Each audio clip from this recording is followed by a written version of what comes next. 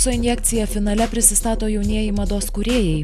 Jų tikslas padaryti įspūdį vertinimo komisijai, jų siekiamas apdovanojimas, galimybė dalyvauti mados infekcijoje ateinantį pavasarį. Šiemet pirmą kartą konkurse dalyvavo dizaineriai iš užsienio – Estijos, Vokietijos, Rusijos. Anot organizatorių iš 48 paraiškų atrinkta 15 finalo dalyvių, iš jų ir išrinkti geriausi. Tiesa, jų turėjo būti 3, bet komisijos sprendimų nugalėtojomis galų gale paskelbtos 4 jaunosios dizainerės ir jų kolektyvai. Mados infekcijoje debiutuos Marija Popadničenko su kolekcija I Met a Woman That Never Age.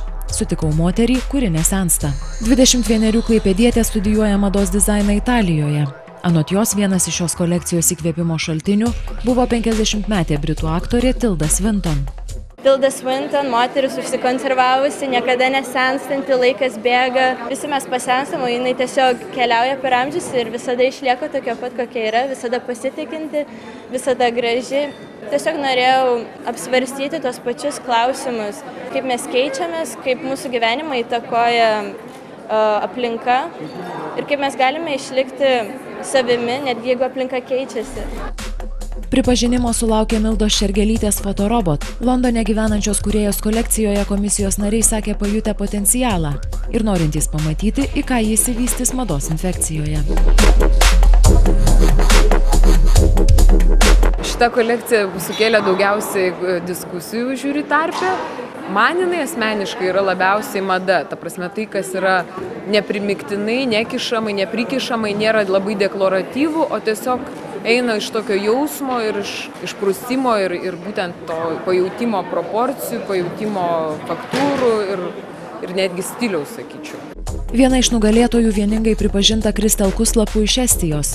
Jie atsivežė mezginių kolekciją, kurią sukurti prireikė 6 mėnesių.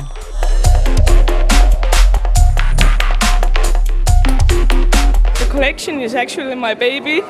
Because I made everything myself. It's all hand knitted, 100%, and I made everything, right? Like every detail. My mother knows how to knit, but I didn't let her knit anything, so yes, it's all mine. Mėgstas dalykas aplamai yra toksai kaip šalia tautiško dalyko ir aplamai tokių labai subtilių dalykų, kur labai reikia profesionaliai šiuolaikiškai pateikti. Ir taip buvo pateikta įdomiai, šiuolaikiškai, nes buvo ir forma, ir konstrukcijos, kas trikotažė irgi labai svarbu ir ne visą laiką matosi, nes yra mezgama. Mados infekcijoje pamatysime Grosser Heinrich pasivadinusio vokiečių dueto kūrinius. Anot merginų kolekcija Blau įkvėpė jūros gyvūniją. What we are doing is to work with random shapes to create the patterns, and we also do the prints by ourselves, and then we like interpret things which we see in the prints, like animals or yeah, and so like things come to the end, and then there's also a very strong color always in our collections.